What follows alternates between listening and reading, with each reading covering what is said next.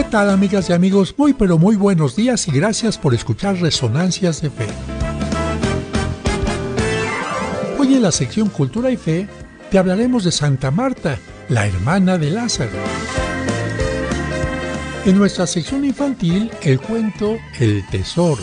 El capitán Esaú afrontó grandes peligros, soportó enormes sacrificios y navegó grandes distancias para encontrar aquella isla en medio del océano. Nunca pensé llegar a este lugar. Años atrás encontré en un viejo barco el mapa de un gran tesoro. Esa narración nos permitirá comprender mejor el Evangelio de hoy. ¿A qué se parece el reino de los cielos? En el Santoral te diremos qué cosa hizo que San Ignacio de Loyola dejara de ser militar para convertirse en santo. Y además tendremos nuestra sección Pregúntale al Padre José. Todo esto aquí en Resonancias de Fe, con el Padre José de Jesús Aguilar Valdés, la voz amable de la radio.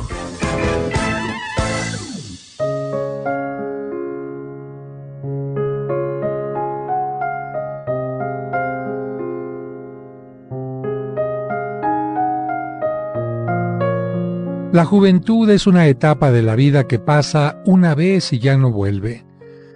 No trates de recuperar lo que los años han tomado al tiempo y no pienses que podrá devolvértelo. Por más fuertes que sean tus ruegos, tu desesperación, tu frustración, maldiciones, rencores, amarguras, recelos y revanchas.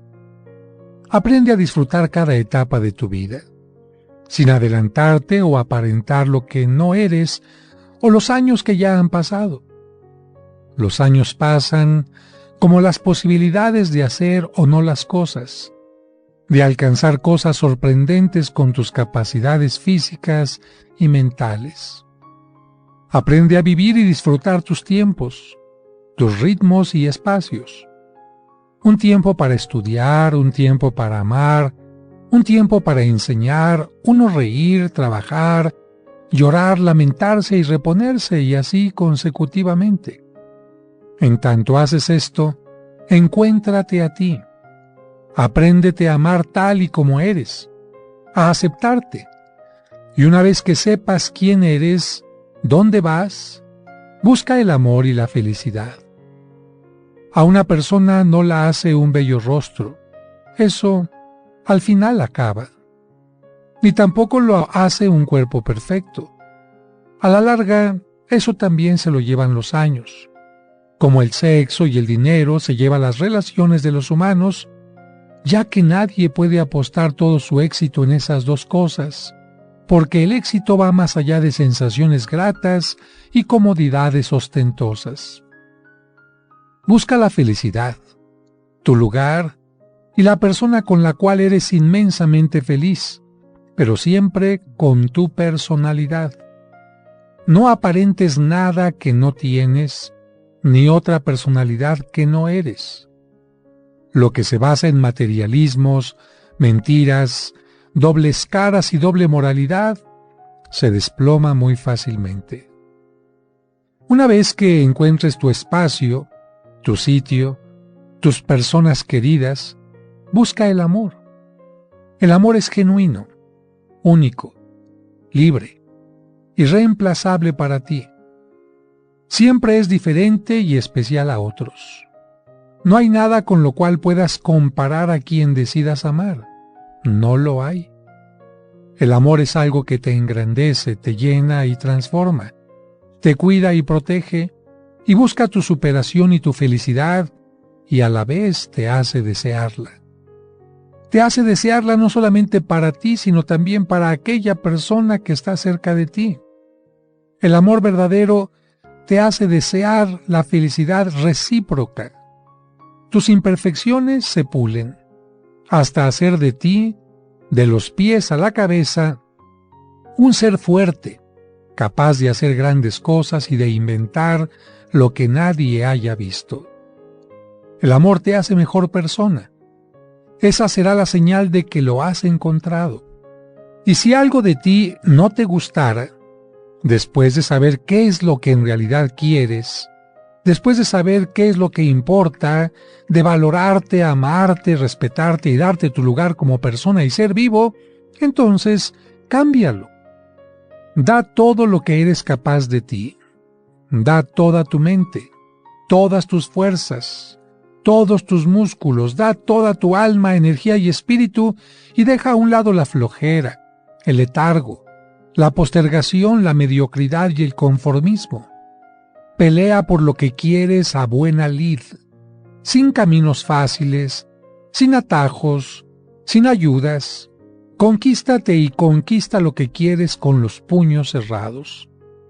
Esa será tu victoria personal ante el mundo y tu ser. Trata de no perderte y confundirte en la vida, y si algún día te confundes, regresa a tu camino.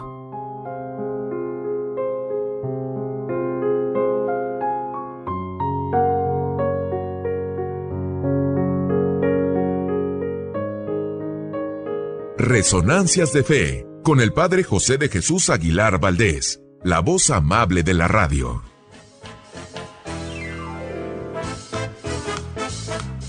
Muchas gracias por escucharnos y por ser parte importante de este programa que hacemos para ti con mucho cariño.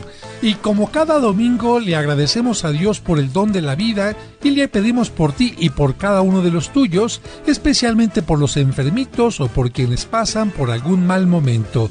Que Dios les llene de bendiciones. Y además de agradecer tu atención, quiero agradecer la presencia de mis colaboradores. En la producción, Sergio Enríquez Morín, y compartiendo micrófonos, nuestros invitados de hoy en las secciones del Santo Oral y Cultura y Fe, Raúl Mauricio Hernández y Salvador Romero. Amigas, amigos, hoy quiero comenzar dando las gracias a algunos de ustedes que se han preocupado por ayudar aquí en la parroquia. Cada domingo yo agradezco a la gente que viene aquí y trae despensa, ropa, que compartimos con la gente más necesitada, no solamente de aquí de la parroquia, sino de muchos lugares de la República incluso. Gracias a toda esta generosidad. Pero en esta ocasión, algunos han hecho algún depósito en la cuenta de la parroquia diciendo: Padre, nos dolió enterarnos que robaron estas piezas de la parroquia que le costaron tanto trabajo hacer y por eso queremos que pronto vuelvan a estar en su lugar. Así que gracias por ese depósito de 20, 50 pesos que, como operación hormiga, juntándose poco a poquito harán que estas piezas estén aquí, porque además tenemos que poner una última pieza, una obra que ya verán qué maravilla, en la parroquia de San Cosme. Y bueno, si alguien al final del programa quiere nuevamente el número de cuenta para poder hacer algún depósito y ayudarnos, con mucho gusto se lo estaré dando. Por ahora, mi saludo a los enfermitos, ánimo en su enfermedad y por supuesto también a quienes en este momento están viajando en las carreteras de México o de Estados Unidos para que lleguen con bien a su destino. Y bueno, recuerden que se acerca el mes de agosto y estamos en los últimos días para que anoten a su difunto, a ese ser querido que llevan en la mente y en el corazón, para que tenga una misa diaria para darle gracias por su vida y si es que aún estuviera en el purgatorio, que pronto pueda salir de él. Precisamente esta es la intención de las misas gregorianas, que son una misa diaria durante todo un mes por los difuntos que ustedes aplican. Al final del programa les daré el teléfono para cualquier información en este sentido y también sobre los viajes, las peregrinaciones a Roma, a los santuarios franceses y a Tierra Santa. Pero por ahora vamos a un corte y al regreso el cuento.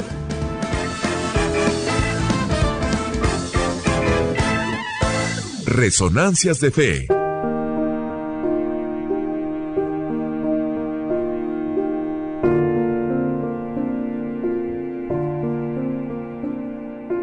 Oración por la curación. Cúrame, Señor. Cúrame el cuerpo. Cúrame el corazón. Cúrame el alma. Dame la vida en abundancia. Te lo pido por la intercesión de María Santísima, tu Madre, la Virgen de los Dolores, que se postró a los pies de la cruz, que fue la primera en contemplar tus llagas santas y que nos diste por madre. Tú, que cargaste sobre ti nuestros dolores y por tus llagas santas hemos sido curados. Hoy, Señor, te muestro con fe todos mis males y te pido que me cures por completo.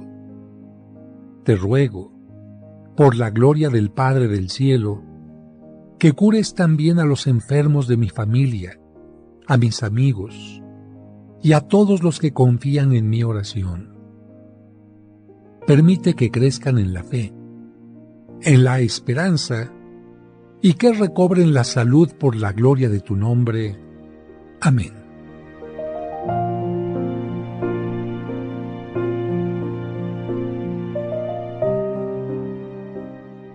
Muchas gracias por continuar con nosotros. Es momento de escuchar el cuento para entender el Evangelio, escrito por el Padre José.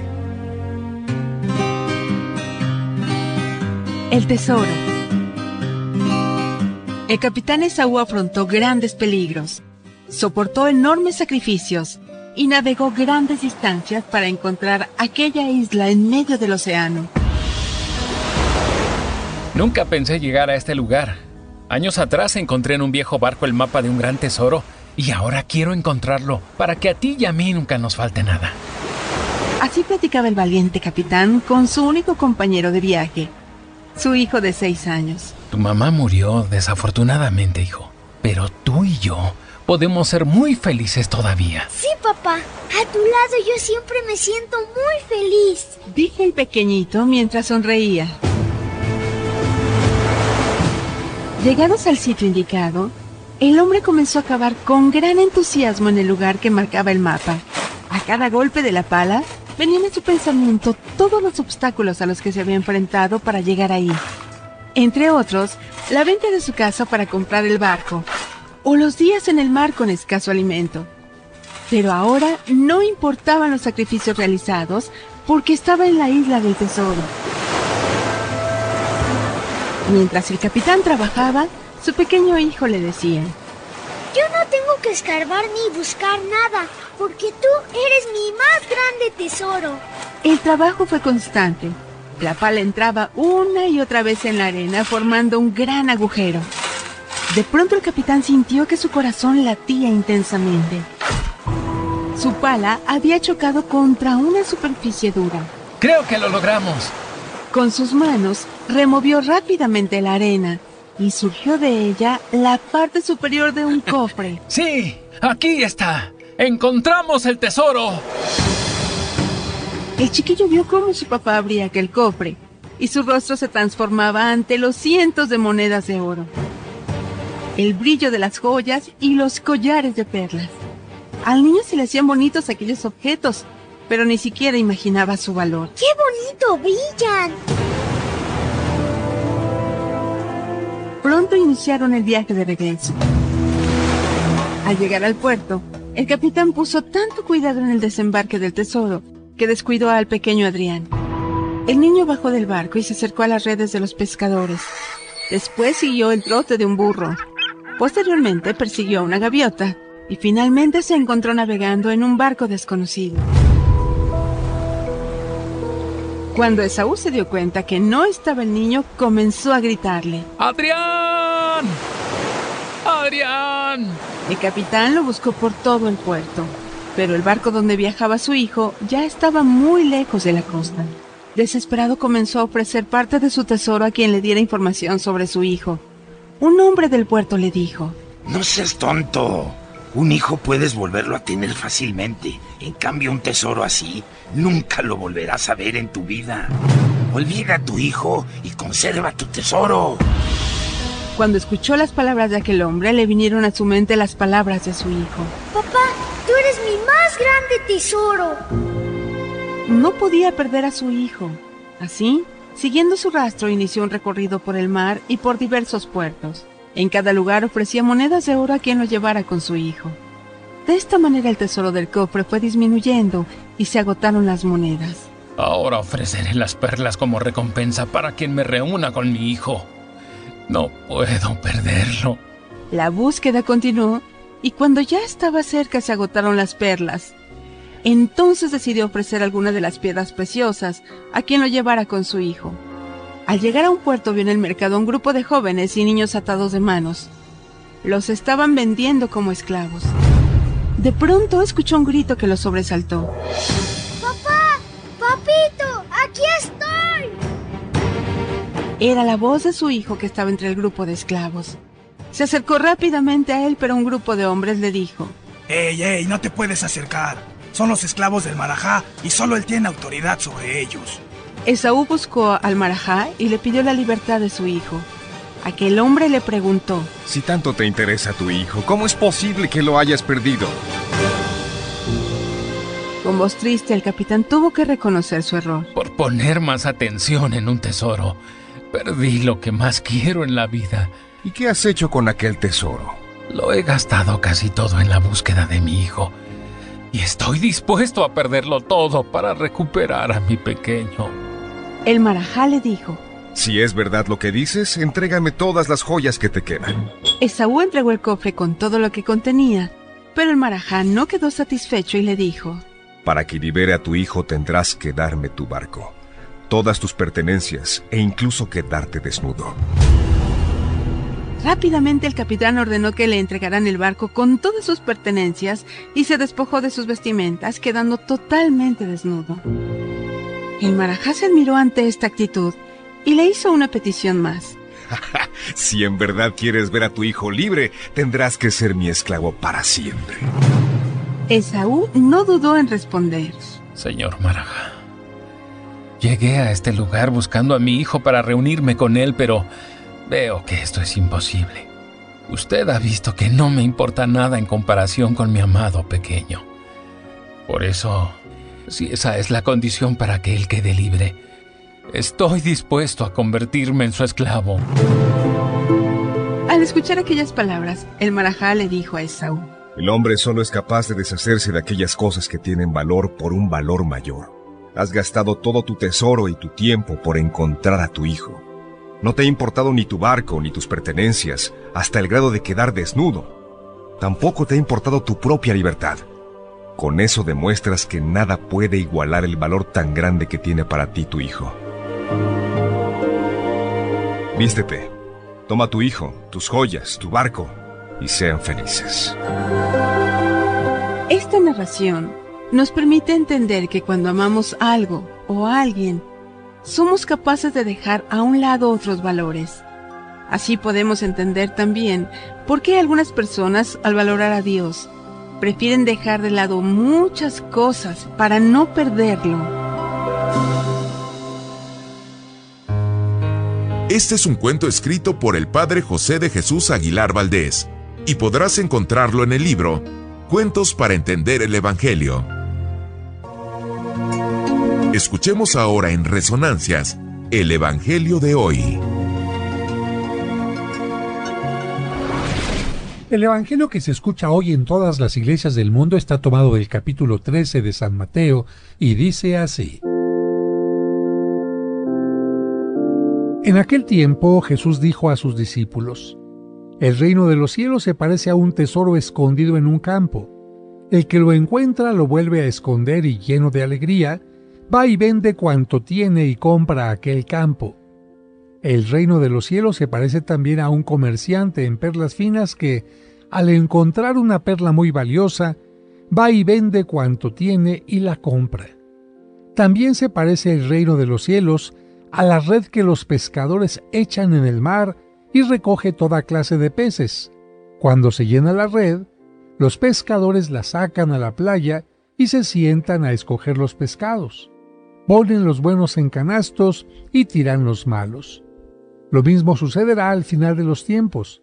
Vendrán los ángeles, separarán a los malos de los buenos y los arrojarán al horno encendido. Allí será el llanto y la desesperación. ¿Han entendido todo esto? Ellos le contestaron: sí. Entonces él les dijo: Por eso todo escriba instruido en las cosas del reino de los cielos es semejante al padre de familia que va sacando de su tesoro cosas nuevas y cosas antiguas. Queridos hermanos, hermanas, Jesús sigue hablando del reino como hace 8 días a través de parábolas y comparaciones.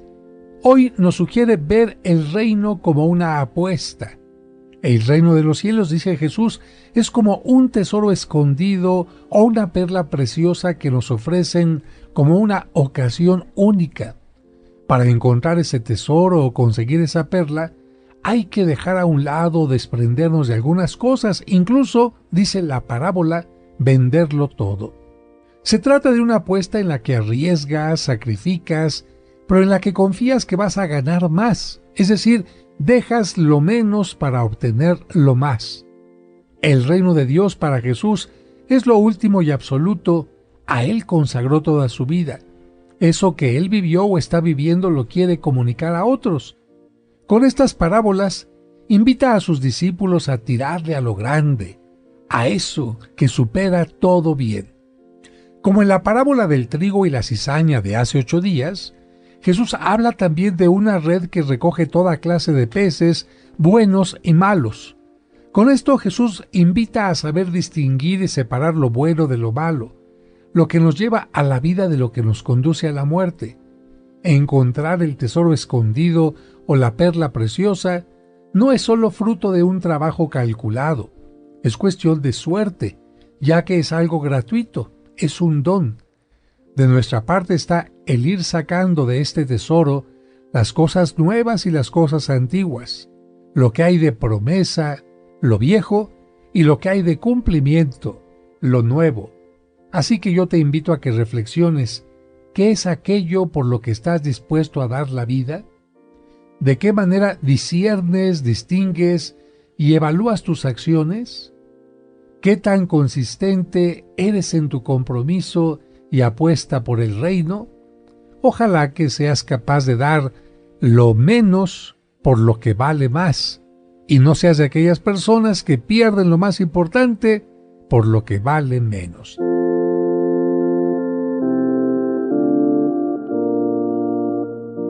¿Listos para escuchar quiénes son los santos de la semana? Ellos son los hombres y las mujeres que han cumplido fielmente los ideales de Cristo. Escuchemos en Resonancias de Fe, el Santoral de la Semana.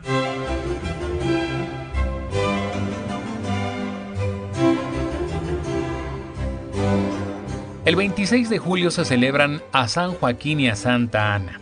Joaquín significa Dios dispondrá. Ana quiere decir la bienhechora. Es importante aclarar, amigos, que en ninguna parte de la Biblia encontramos los nombres de los padres de la Virgen María. Sin embargo, una tradición muy antigua les atribuye esos nombres.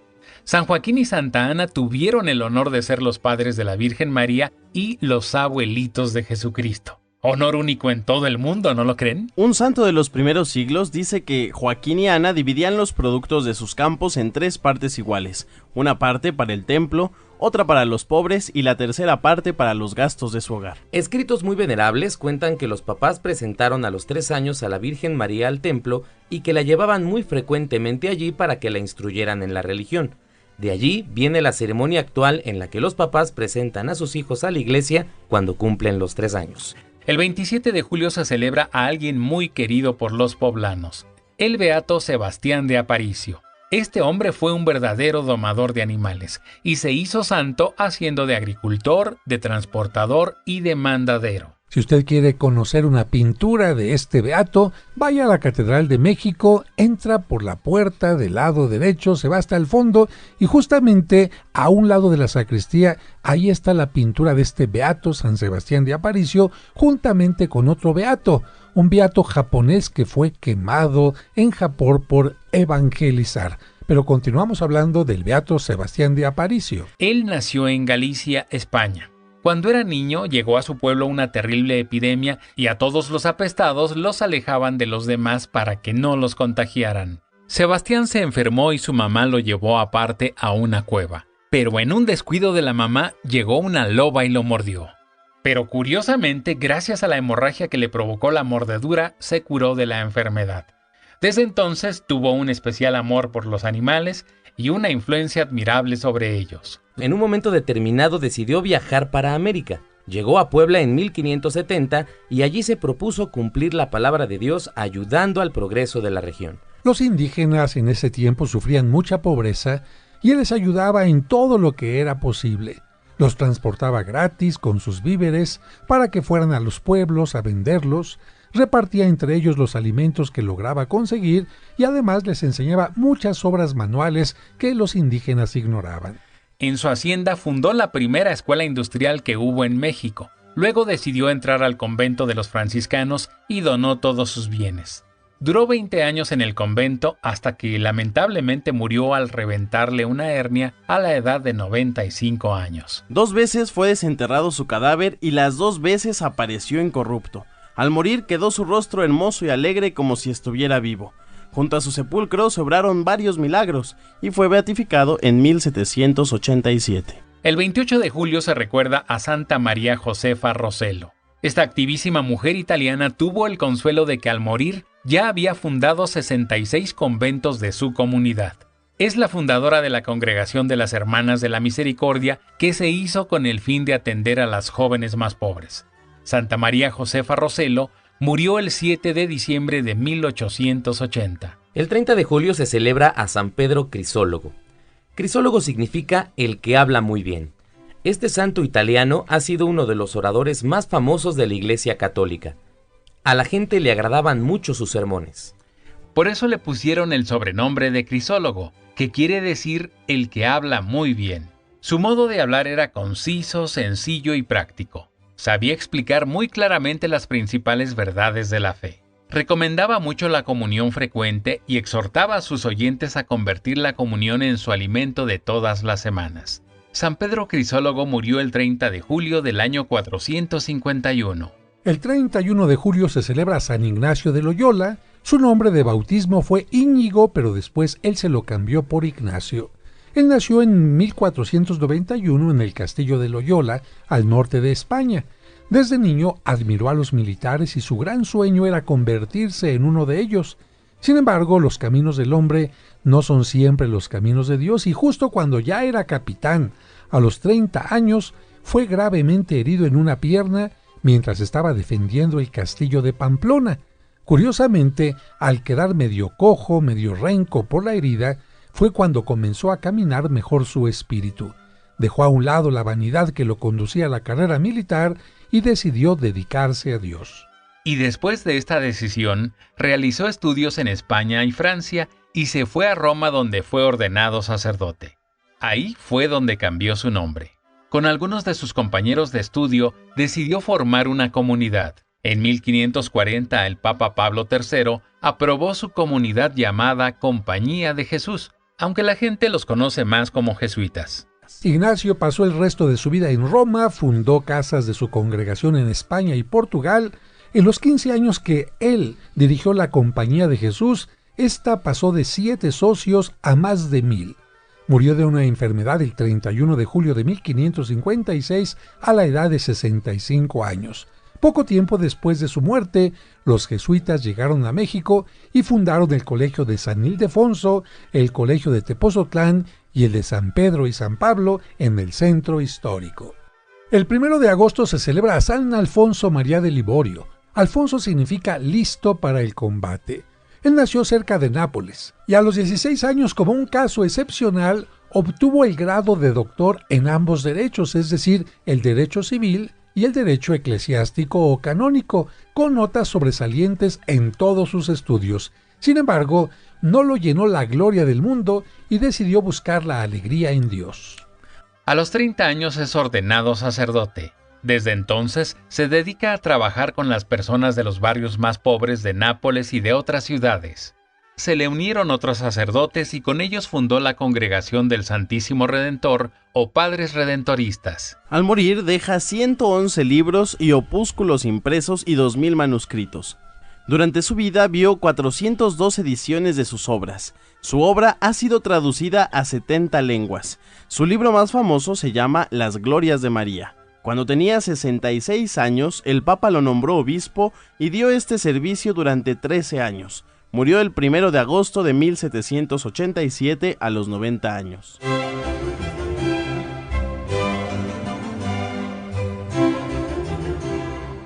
Este fue el Santoral de la Semana, aquí en Resonancias de Fe.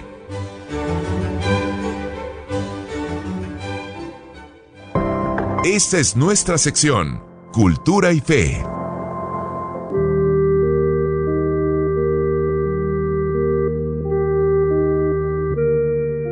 El 29 de julio se celebra a Santa Marta.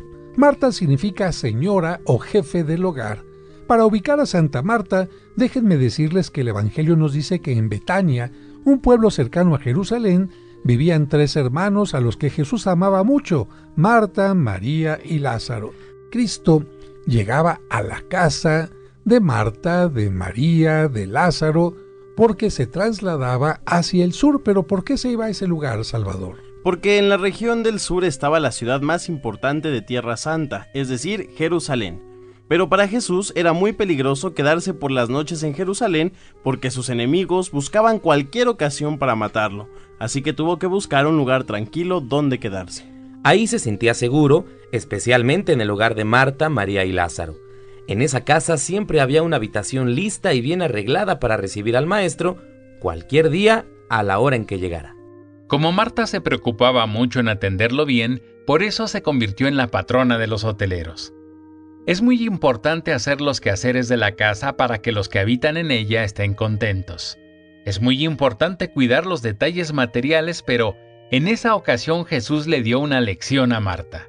Es muy famosa la escena que sucedió un día en que Jesús llegó a Betania con sus 12 apóstoles y entre las santas mujeres, que eran entre otras las mamás de algunos apóstoles, Marta corría de allá para acá preparando los alimentos, arreglando las habitaciones y llevando agua para los sedientos viajeros.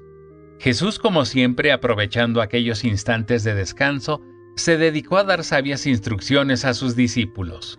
Yo creo que oír a Cristo es lo más hermoso que pueda existir. Él estaba sentado en un sillón y los demás, muy atentos, sentados en el suelo, escuchando. Y allí, en medio de todos, imagínate, sentada también en el suelo, estaba María, la hermana de Marta, oyendo tan formidables enseñanzas. Sin embargo, ¿qué estaba pensando su hermana Marta? Ahora sí, mi hermana se está pasando de la raya, tanta gente que atender y ya me dejó sola. En lugar de estar echadota, debería ayudarme. Así que, en medio de algunos de estos pensamientos, se acercó a Jesús con toda confianza y como regañándole le dijo: «Señor, ¿qué te parece que mi hermana me haya dejado a mí sola con todo el trabajo de la casa? ¿Por qué no le dices que me ayude un poco?» ¿Y qué le contestó Jesús? Con una suave sonrisa y tono bondadoso le respondió: «Marta, Marta, tú te inquietas y te preocupas por muchas cosas. Sin embargo, una sola es necesaria. María escogió la parte mejor y no le será quitada». Marta entendió la lección y arremangándose el delantal se sentó también allí en el suelo para escuchar las enseñanzas de Cristo. Ahora sabía que todos los afanes materiales no valen tanto como hacer crecer nuestro interior, nuestro espíritu, porque eso es lo que da sentido a las cosas.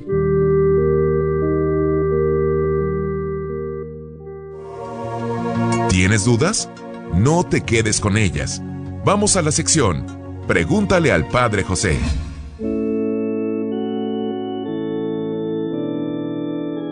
Amigas, amigos, ¿quién puede decir que sabe absolutamente responder a todo aquello que se refiere a la Biblia, a la fe, a la Sagrada Escritura, en cómo se fue formando, a la historia de la Iglesia? Yo creo que nadie. Yo creo que por esto es muy importante que cada uno de nosotros vayamos conociendo a través de cursos, de preguntas, de libros, y vayamos dándole un poco de más fundamento a nuestra fe.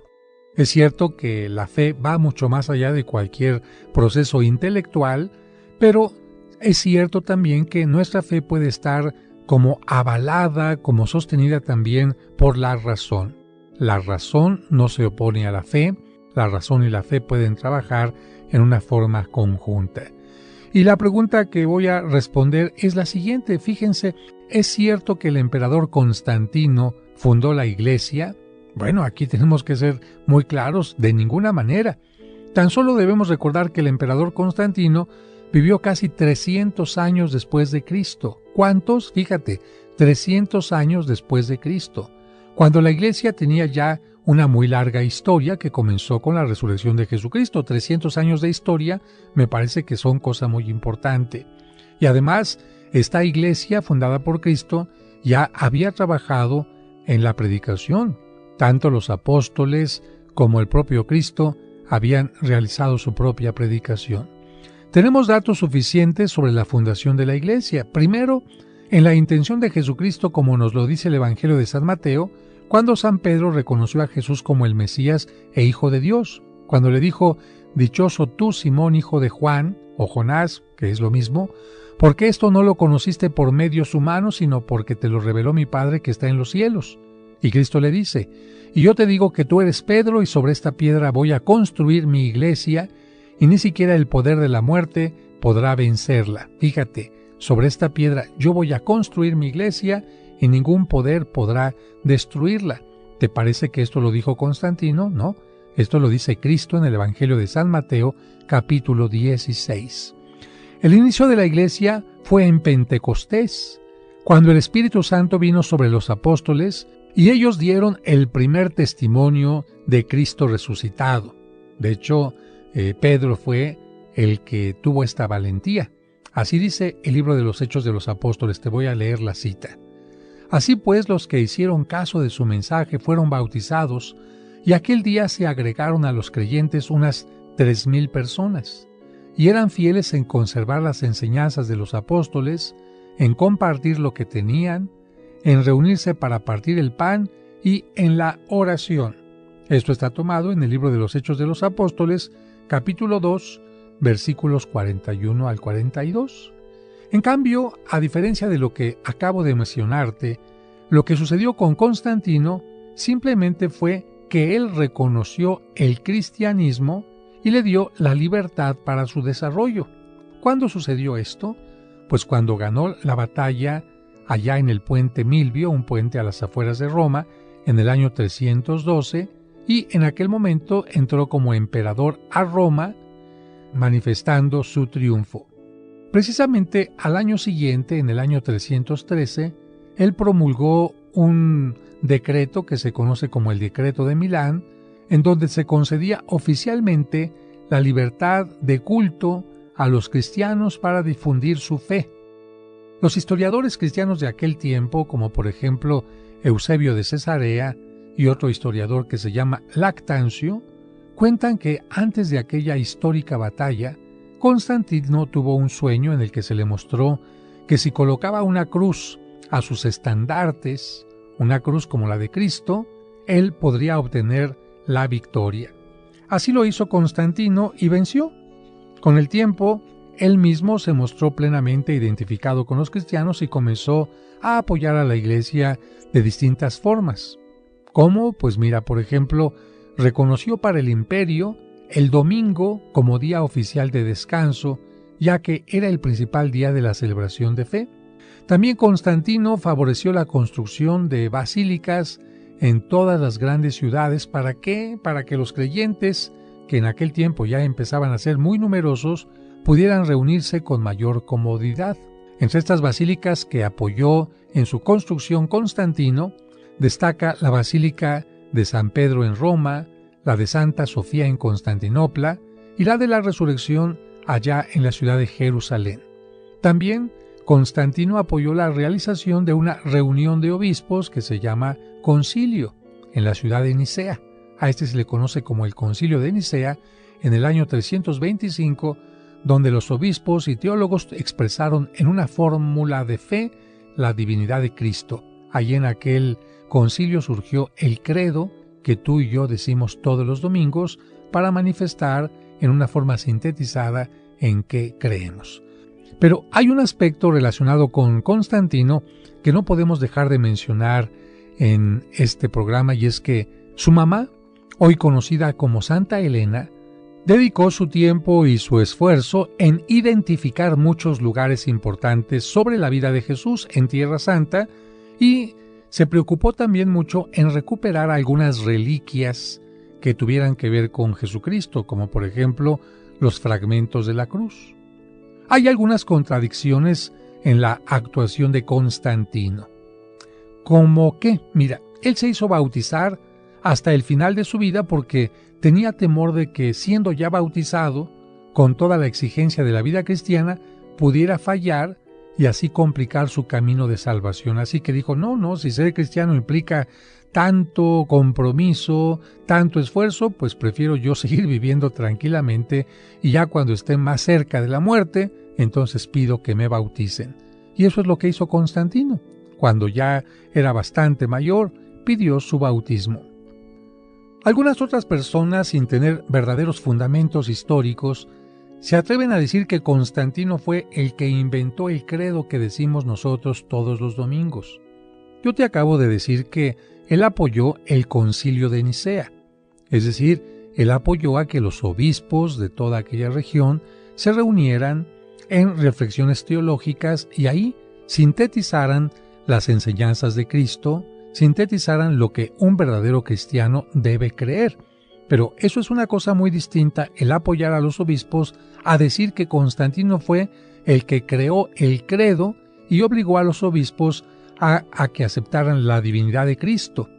Por otra parte, Constantino tuvo también algunos momentos bastante oscuros. Por ejemplo, hubo una época en la que él comenzó a perseguir a los sacerdotes y obispos que estaban en una sana y correcta fe y se dedicó a apoyar a algunos grupos que tenían graves problemas de fe, que estaban cometiendo alguna herejía. Finalmente, tenemos que decir que Constantino no fue el que le da el permiso final a la Iglesia Católica, aunque él comienza este permiso para que los cristianos pudieran manifestarse libremente. Fue hasta el año 387, y esto no solamente ese año, sino que entre los años 387 y 394 fue cuando el emperador Teodosio, te repito el nombre, Teodosio, prohibió definitivamente el paganismo en Roma, es decir, dijo, señores, ahora en Roma está prohibido creer en Hércules, en Júpiter, en Diana, en todos los dioses de aquel tiempo, y declaró a la Iglesia Católica como la religión oficial del Imperio Romano. Hay quienes dicen que Constantino fue el que declaró a la Iglesia como la Iglesia oficial, pues también les falla ahí, fue el emperador Teodosio. La sección Pregúntale al Padre José continuará en los siguientes programas.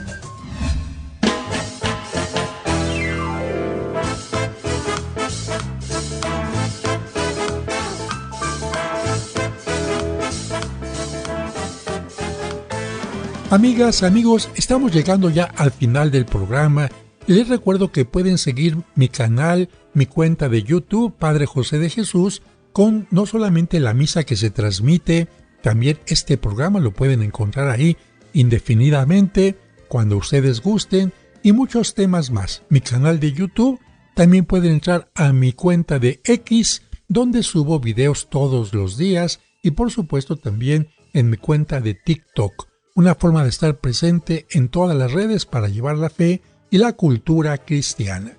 Teléfonos de la parroquia para que entren en contacto y pidan más información: 55-55-66-7744, 55-55-66-7744, y también el 55-5705-5939, 55-5705-5939.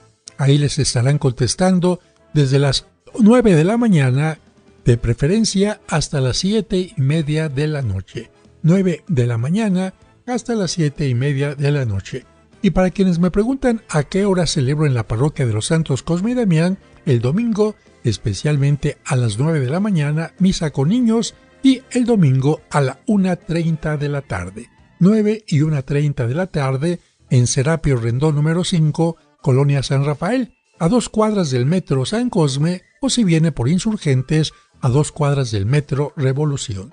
Que tengan un maravilloso domingo y hasta el próximo domingo aquí en Resonancias de Fe.